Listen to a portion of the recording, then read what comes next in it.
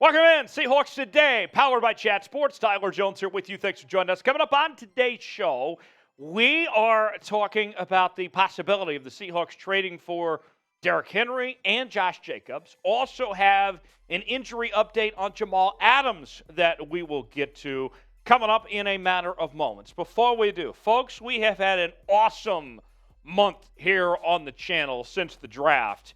And we have grown at a fast pace. We are getting so close to 38,000 subscribers on the channel, but we need your help to get there. So, if you want daily Seattle Seahawks news and rumors, if you want to be a part of our live shows on Wednesdays or watch parties during the season, this is the channel for you. And if the Seahawks make a major move of some sorts, we drop whatever we're doing and we try to get you a video out as quickly as we can.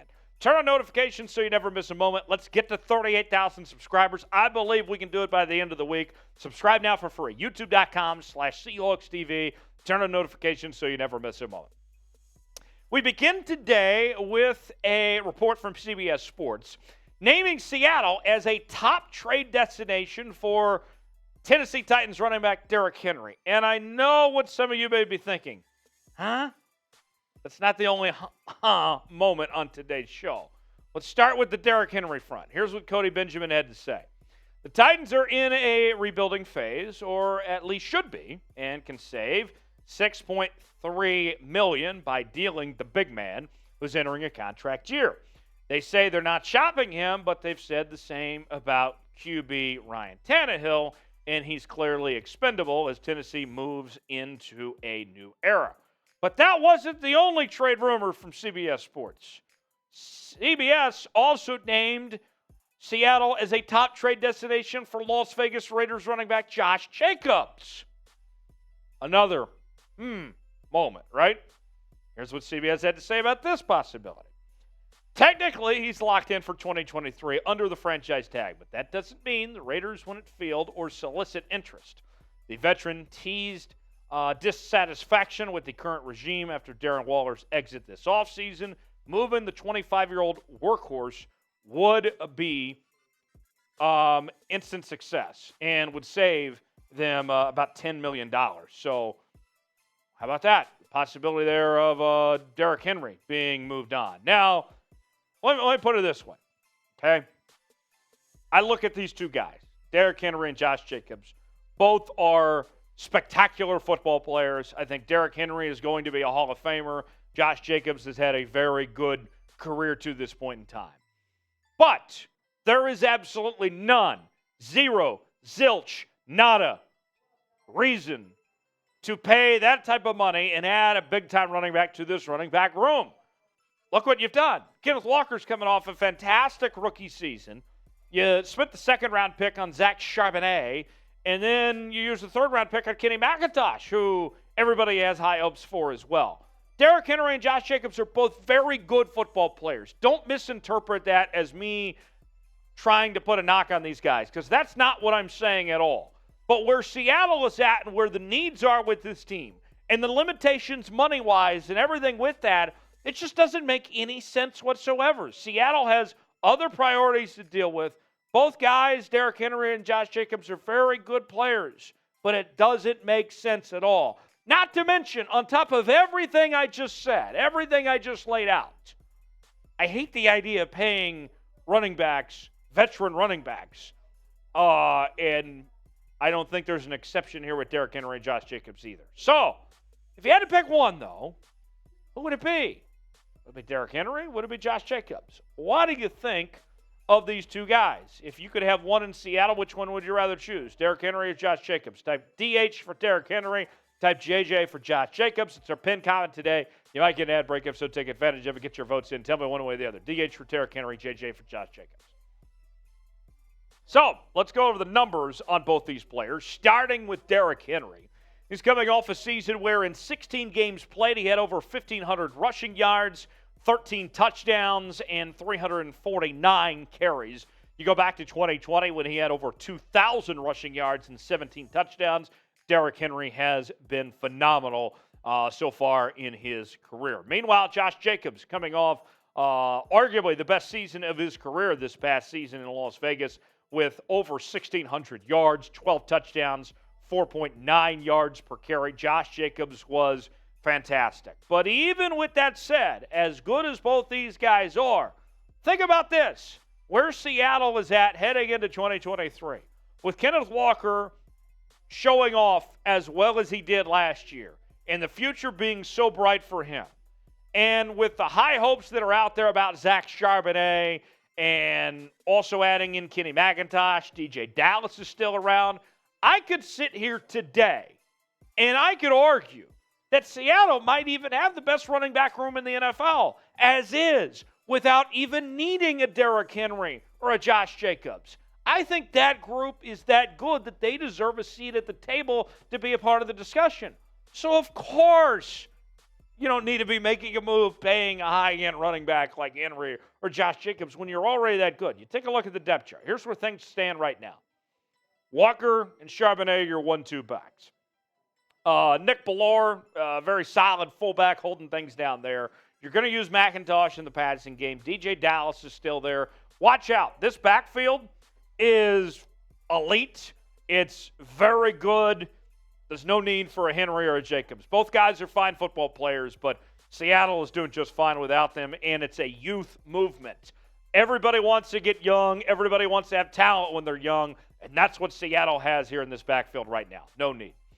Today's show is sponsored by our friends at Fanatics, and we got a great deal that we have going on at chatsports.com/Seahawks gear. Throwback gear is on sale now. Yes, you know that the Seahawks are going to be wearing the old school stuff, at some point this year, dating back to the days in the AFC. And we have some throwback gear, whether it's hats or long sleeves, shirts of all sorts, that are on sale now for up to 60% off. It's a hell of a deal if you ask me. And you're in luck because I decided that you deserve the opportunity to buy these at chatsports.com/Seahawks gear. So, I know Mother's Day's already passed, but not too early to be thinking about Father's Day. What are you doing? Stop whatever you're doing and get yours now. Chatsports.com/Seahawks gear for throwback gear, up to 60% off now while supplies last, and you will be glad you did. Now, here's what I want to know. We've talked about a couple of different potential moves here for the Seahawks that they could make. And this roster still needs to add a couple more players for sure. Who's a player they should sign? Who should they add to this roster? Maybe it's not Josh Jacobs or Derrick Henry. Who would you like to see in the Seahawks uniform? Tell me what you think. Let me know in the comment section below. Jamal Adams. Been a while since we talked about our buddy Jamal Adams. But nonetheless, he posted on social media a cryptic message of sorts regarding his recovery, and we've heard the doubters out there about Jamal Adams and wondering if he's going to be the same player, if he's going to make a full recovery or not for this 2023 season. And Jamal Adams, he posted a couple videos and some things showing off and this message about this upcoming year ahead on his Twitter feed. And this is what Jamal had to say. The best part about being slept on is the moment they all realize they effed up about counting you out, keep working. Simple as that from Jamal Adams. A quick timeline of things, of where the situation resides with Jamal Adams right now. If you go back to week 1 of last season, he suffered a torn quad in the win against the Denver Broncos. We didn't see him the rest of the season. It's been exactly 8 months since the surgery happened to Jamal Adams to repair the torn quads. And now we're at a point, clock is ticking, right, for Jamal Adams. We are 10 weeks away till training camp. And will he be out there? Will he won't be? We'll see. But ideally, you'd like to have him out there, obviously. He is approaching this season with a cap hit of $18.11 million that he will be owed. And based on the way the cap hit works and the structure and all that, there's no reason to release Jamal Adams. Nobody's going to want to trade for Jamal Adams either. You're kind of just stuck with him and hoping that he's ready to go for camp. John Schneider was asked about Jamal Adams' status recently, and I want to show you what John Schneider had to say about Jamal Adams. Here's what he said recently. He's doing well. The company answer is that we don't know exactly the timeline. Very bad injury, very unfortunate for Jamal. He had 2 years now where he's been banged up. We want to be really careful with his progression. So training camp, I'm just not sure. We'll see where he is when it comes for OTAs. Now, here's the thing. Here's the silver lining in all of this scenario here that we painted here for you. That's why you signed Julian Love. Julian Love, I thought, was fantastic with the New York Giants. You brought him in, and we heard the Seahawks say that they're going to do the 3 high safety thing at times. We've heard discussions about Julian Love potentially playing nickelback. Well, Julian Love is more than capable of being the starting safety alongside Quandre Diggs. It is the perfect insurance policy for Jamal Adams. Ideally, you'd love to have Love and Adams on the field together at the same time, right? But if Jamal isn't ready, Julian Love is more than capable, and that's what he is there for, is to be that insurance in case Jamal Adams isn't quite there. So I say all that to say, you know what? I think things are going to work out just fine. I think things are going to be okay for Seattle when it comes to this secondary room and this safety spot that they have the insurance policy taken care of as far as that goes. So, about Jamal Adams. What's your confidence level right now in him heading towards this season? Coming off the injury history that he's had and everything there. What's your confidence level at right now? You can be real with me. If you're not very confident, that's okay. You can put a lower number on it. If you think he has a bounce back year and he's going to be fantastic and dependable and reliable, put a high number on it. Let me know. What's your confidence level with Jamal Adams this season? Scale it for me 1 through 10 in the comment section below. Hit me up on social media, Twitter, Instagram, and on Facebook at Tyler Jones Live. You can find me there. And I shall see you next time right here on Seahawks Today. Thanks for joining.